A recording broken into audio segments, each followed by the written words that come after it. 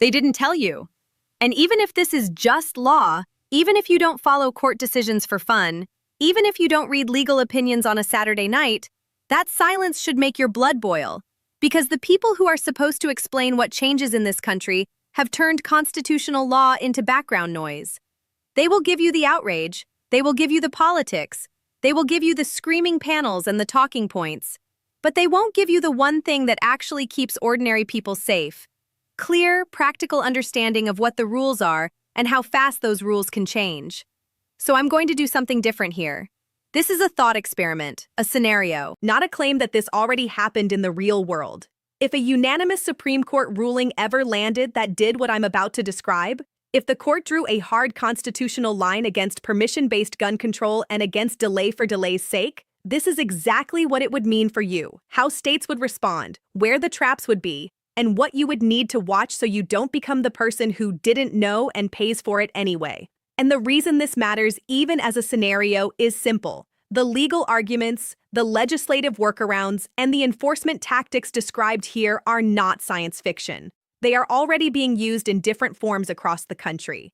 The only question is where the Supreme Court draws the next bright line, and whether your state respects it quickly or fights it slowly. Now let me start with a story, because policy debates feel abstract until you attach them to a real human problem. Maria had been living in fear for 11 days when she walked into a gun store on the north side of Chicago with cash in her hand and a restraining order in her purse. The man who kept showing up outside her building had a record. Police had been called twice. She had a piece of paper that said he wasn't supposed to come within 500 feet of her.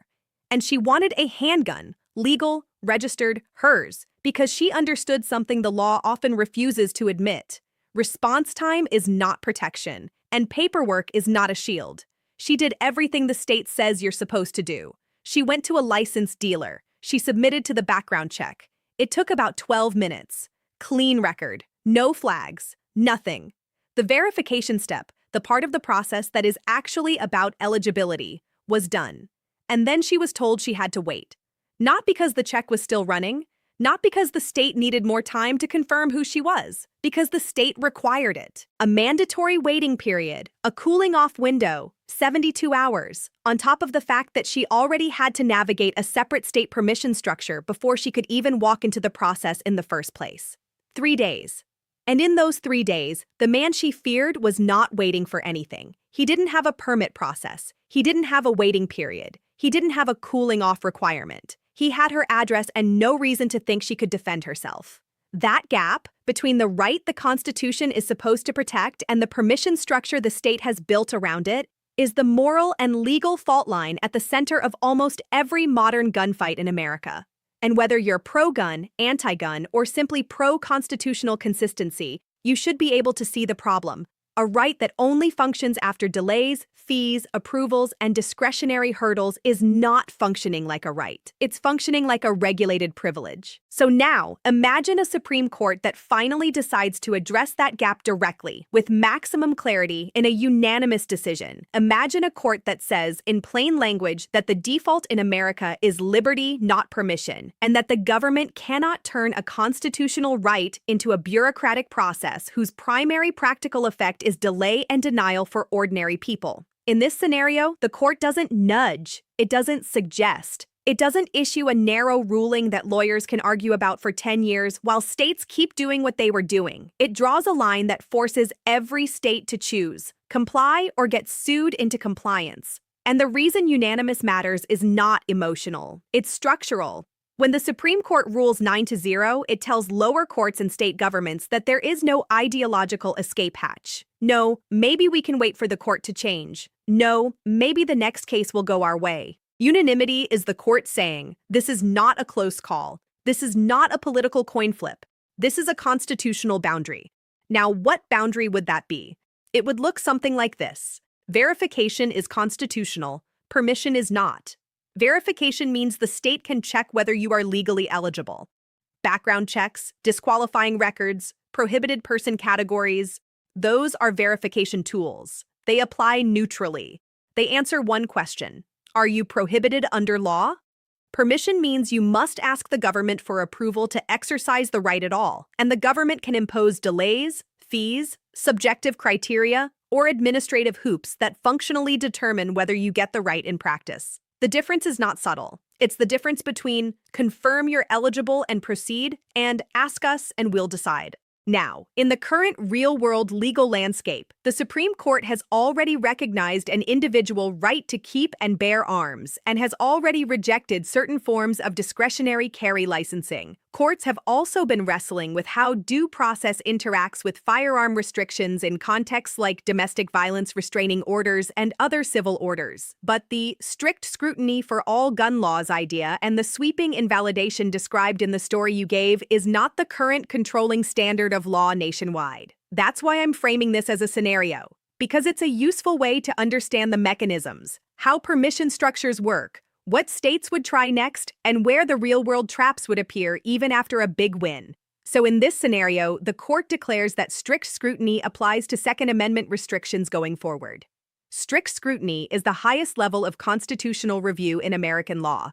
It is the test courts use when the government burdens fundamental rights like speech and religious exercise. Under strict scrutiny, the government must prove three things: that the restriction serves a compelling government interest, that it is narrowly tailored to achieve that interest, and that there is no less restrictive means to accomplish the same goal. That is not the government's preference. That is not, we think this helps. That is not, maybe it reduces harm. It is the government being forced to show it has chosen the least rights-restricting approach to achieve a compelling goal. Most modern gun control systems, especially the ones built around broad delays and permission requirements, were not written with strict scrutiny in mind. They were written under legal environments where courts often deferred to legislators' claims about public safety. Strict scrutiny removes that deference. It forces precision. It forces tailoring. It forces constitutional humility. And in this scenario, the court ties strict scrutiny to a core principle. The default is liberty, and the state cannot condition the exercise of a constitutional right on permission, approval, or delay beyond what is necessary to verify eligibility. That one idea, delay beyond eligibility, is what would upend entire regulatory architectures. Because if the background check clears and you're eligible, then the state's job is done. Continuing to delay you is no longer verification. It's policy punishment. It's an extra burden imposed for reasons that are not tied to eligibility. And once you accept that principle, you can see how certain categories of laws would become constitutionally vulnerable. Now, in your script, 5 categories were described as being struck down outright. In this scenario, those categories would be the kinds of laws that would struggle most under a strict scrutiny framework. First, permit-to-purchase systems. Systems that require a state-issued ID card, license, or permission slip before you can buy a firearm, even after you would otherwise pass the federal check at the point of sale. These systems are often defended as safety, but functionally they operate as a gate, an extra process with extra time, extra cost, extra bureaucracy, and extra points of failure. In a strict scrutiny world, the state would have to prove that requiring a separate purchase permit is not only serving a compelling interest, but that it is narrowly tailored and that there is no less restrictive means than layering a separate permission requirement on top of background checks that already exist. That's a hard argument to win if the permit's main effect is delay and burden on law-abiding people rather than improved accuracy in eligibility determinations. Second, waiting periods beyond actual background check processing time. There's a critical difference between we need time to run the check and we're done with the check but we're making you wait anyway. The first is verification. The second is a policy delay, often justified as a cooling-off period. Under strict scrutiny, the state would be forced to defend why it can delay a constitutional right for reasons unrelated to eligibility, especially when the burden falls hardest on people who are not impulsive criminals but normal citizens responding to real threats. Third, mandatory training as a prerequisite to exercising the right. Training is good, training is responsible, training saves lives. None of that automatically means the state can require training as a gatekeeping mechanism. Under a strict scrutiny lens, the state would have to justify why training must be mandatory and preconditioned, rather than offered, encouraged, subsidized, or incentivized in less rights-restricting ways. This is the same logic applied elsewhere. The government can promote civic knowledge, but it generally can't condition voting on passing a civics test. The government can promote media literacy, but it can't condition speech on passing a journalism course. The government can promote safe firearm handling, but whether it can condition a right on state-approved training is the constitutional question. Fourth, Good cause and proper purpose requirements. Discretionary carry denial based on whether the state likes your reason. This is the last refuge of the may issue philosophy. Prove you're special, prove you're in danger, prove your need is greater than the public's. Under a strict scrutiny approach, forcing people to demonstrate victimhood as a condition of exercising a right is almost impossible to justify as narrowly tailored. Fifth, discretionary denial systems that empower officials to say no based on subjective judgments about your suitability, character, or fitness. The problem with subjectivity is not just that it feels unfair. The problem is that it creates unequal rights based on geography, politics, and personal preference. It turns constitutional rights into local policy. In a strict scrutiny world, discretion becomes toxic because it is the opposite of narrow tailoring and equal application. Now, if something like this were to happen, the effect would not be uniform across the country. It would be wildly different depending on where you live. If you live in a state that already has permitless carry or a relatively light regulatory structure, your day-to-day life might barely change. You would see cleanup and administrative adjustments, but the broad architecture would already be aligned with the principle. If you live in a middle ground state, one that has some waiting periods, some training requirements, some local quirks, your state might need to adjust certain features, perhaps reduce delays, perhaps restructure training, perhaps remove discretionary elements. If you live in a heavily restrictive state that built a layered permission system, purchase permits, long waiting periods, required certificates, multiple fees, discretionary carry denial, broad prohibited place maps, then a ruling like this would be a direct strike at the structural spine of that regime. The changes would feel massive because the baseline was so restrictive. But here is the part that determines whether the ruling protects you in practice or creates chaos: implementation lag.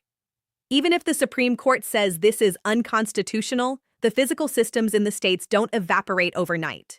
Agencies don't automatically wake up with new procedures. Police departments don't instantly retrain. Clerks don't instantly change forms. Some governors will instruct agencies to comply immediately. Others will instruct agencies to stall. Some will claim they need guidance. Some will pass emergency rules that attempt to preserve old control under new labels. And that creates a dangerous gap, the gap between what the Supreme Court says and what your local government is doing on the ground. That gap is where law-abiding people get hurt, because you can be right in the abstract and still be arrested under an old regime that hasn't been formally dismantled in your jurisdiction yet. You can be right and still spend thousands on a lawyer proving you were right. That's why the practical advice in this scenario would be boring but life-saving. Know what your state is doing right now. Know whether your attorney general has issued compliance guidance. Know whether local agencies have actually stopped enforcing the old rules. Know whether courts in your jurisdiction have issued injunctions. Do not assume a Supreme Court ruling is a magic shield you can wave at an officer on the roadside or at a clerk behind a counter. The Supreme Court does not have a compliance department. It doesn't send marshals to every county to force immediate procedure changes. Compliance is enforced through lawsuits, injunctions, contempt motions, and the slow machinery of legal accountability. After the fact, enforcement is real enforcement, but it still means people can be arrested before they win. So if you're a gun owner watching a major ruling come down, the smartest thing you can do is separate two questions that people often blend into one. Question 1. What does the Constitution now require? Question 2. What will my local government actually do tomorrow morning? The first answer may be freedom. The second answer may be confusion, delay, or resistance. That's not defeat. That's reality. Now, in the script you provided, there's a specific emphasis on unanimity, on the idea that even justices typically hostile to gun rights would sign on, and that this would indicate the restrictions had become legally indefensible. In a scenario like this, that would be the real story. Not just who won, but why the court spoke with one voice. When a court that often splits on contentious issues suddenly agrees unanimously, it signals that the legal problem was not subtle. It signals that lower courts and legislatures had pushed something so far that even ideological differences could not justify defending it. It signals that a position could not be defended as a matter of constitutional integrity. In this scenario, that would mean the court concluded the permission and delay structures had crossed a line from regulation into prior restraint. And prior restraint is the phrase that should make people pause, because it's usually associated with speech. It's the idea that the government cannot require you to obtain permission before you exercise a right, like requiring a license before you can publish. If a permit to purchase system is treated as prior restraint, it means the court is saying the government can't turn the right into something you must request in advance as a condition of exercising it. Now, if you're wondering why the press wouldn't cover it properly, you already know the answer. Most mainstream coverage treats gun law as politics, not as constitutional structure. They cover it as a cultural fight, not as a rights framework. They focus on reactions, not on doctrine. They treat legal architecture like background and feelings like foreground. So the public gets the vote count and the quotes. They don't get the operating principle. They don't get the verification versus permission distinction. They don't get the difference between background checks and licensing. They don't get the difference between a delay that exists to complete verification and a delay that exists simply to delay. They get noise. And noise is useful for one group of people, the people who want you confused, because confusion creates compliance. Confusion makes ordinary people hesitate. Confusion makes people give up. Confusion makes people assume the answer is, it's complicated, so I shouldn't even try. Confusion turns rights into something you never exercise. And that's why a ruling like this would not be the end of the fight. It would be the beginning of the next phase. States that lost power would not accept it quietly. They would look for workarounds. They would replace permit to purchase with something called eligibility certificate. They would insist it's not permission, it's verification, even if it takes weeks to issue and costs hundreds of dollars and requires appointments available only during working hours. They would replace waiting periods with processing windows attached to other screenings. They would claim they're verifying mental health records, even if the true effect is to rebuild a cooling-off period in another form. They would replace discretionary denial with objective requirements, so numerous and expensive that they function like discretion. 20 required documents, multiple in-person visits, fees, renewals, fingerprinting delays, a course offered only twice per month, a list of objective criteria that becomes a practical wall. They would dramatically expand prohibited place maps in the name of sensitive locations, not because the concept itself is always unconstitutional, but because geography can become a stealth ban. If you can technically carry but almost know where you actually go is lawful, then the right exists on paper and collapses in practice. They would lean into private property default bans, where carry is illegal unless a business posts explicit permission, turning everyday life into a minefield. Some of these tactics might survive in narrowed form, some might fail, but they would try them because that's what resistance looks like in law. Adapt, rename, retest, and then the litigation machine would engage. Lawsuits would be filed, injunctions would be sought, district courts would split, circuit courts would issue stays. The public would be confused again, and that confusion would be used as a tool, because as long as the law is uncertain, ordinary people hesitate. This is also why legal enforcement depends on organizations willing to litigate. Courts do not enforce themselves. Rights do not enforce themselves. A Supreme Court opinion is words on paper until someone brings a case, until someone seeks an injunction, until someone pays lawyers, until someone takes the risk of being the plaintiff. States have virtually unlimited legal budgets. They fund resistance with taxpayer money. Rights organizations have to fund enforcement through private support. That resource gap matters. Now we also need to be precise about something else. Even if a ruling like this struck down 5 major categories of restrictions, it would not automatically answer every other gun law question overnight. It might not directly address firearm-type bans. It might not directly address magazine capacity limits. It might not directly address every version of red flag laws. It might not directly address every age restriction. It might not directly resolve every sensitive place dispute. What it would do is set the standard those laws must survive. That is still a big deal, because standards determine outcomes over time. But vulnerable under the new standard is not the same as already invalid today. That distinction matters because people get themselves in trouble by treating likely unconstitutional as not enforceable right now. Courts may eventually strike a law, but until that happens, until there's an injunction or a final ruling, your state may still enforce it. And if you violate it, you may still be arrested. Rights that require a lawsuit to enforce are still rights worth having, but you need to understand the timeline. This is where the Maria story becomes the moral center again, because the heart of the issue isn't the legal vocabulary. It's the question of who pays the price for delay and permission structures. If you have a high-crime neighborhood and you need protection now, a 72-hour waiting period is not a policy abstraction. It's 3 nights of vulnerability. If you live in a rural county and you are 45 minutes from the nearest law enforcement response, delay is not inconvenience, it's risk. If you have a protective order and you are trying to avoid becoming a statistic, delay is not cooling off, it's exposure. And the people most harmed by delay are not the people writing the laws. It's not the people with private security. It's not the people with resources. It's not the people who can relocate or hire attorneys or buy time. It's often the most vulnerable. That's why the constitutional framing matters. Because when you treat the Second Amendment like a second-class right, when you allow permission slips and delay for reasons unrelated to eligibility, you create a system where the most vulnerable people are the ones made to wait. Now, the hardest part of this entire scenario is the part most people ignore because it's not dramatic. What you do while the system catches up. If you live in a state that would be forced to change, you would need to watch your state's official guidance, not internet summaries. You would need to see whether the Attorney General issues directives. You would need to see whether local agencies stop collecting fees. You would need to see whether permit offices shut down processes or continue them. You would need to see whether courts are issuing injunctions against enforcement while transitions occur. And while all of that is unfolding, the safe move is boring. Comply with the rules that are actually being enforced today until there is clear legal authority and clear local implementation that changes your obligations.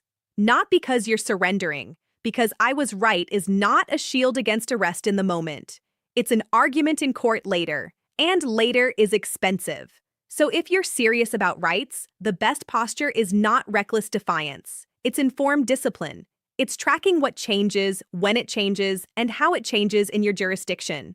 It's documenting your purchases. It's staying inside lawful procedures while challenging unlawful barriers through legal channels. Now, let's talk about the media failure described in your script, because it's real even without the specific fictional case. There is a systemic issue in American coverage of gun law. It is treated as culture war, not as constitutional structure. That means most people don't learn the difference between verification and permission.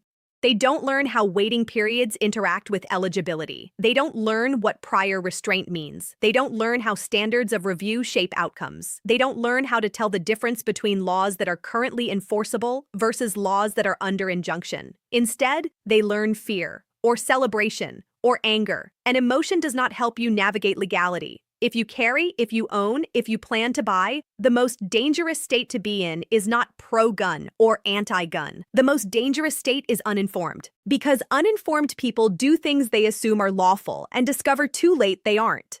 Uninformed people believe a rumor about a ruling and walk into a prohibited place. Uninformed people believe a permit requirement has been lifted when it hasn't.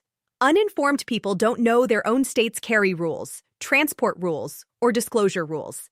Uninformed people become the easiest targets for enforcement in a transitional period, because enforcement thrives in confusion. That's the practical reason this kind of explanation matters. It's not a flex. It's not ideology. It's risk management.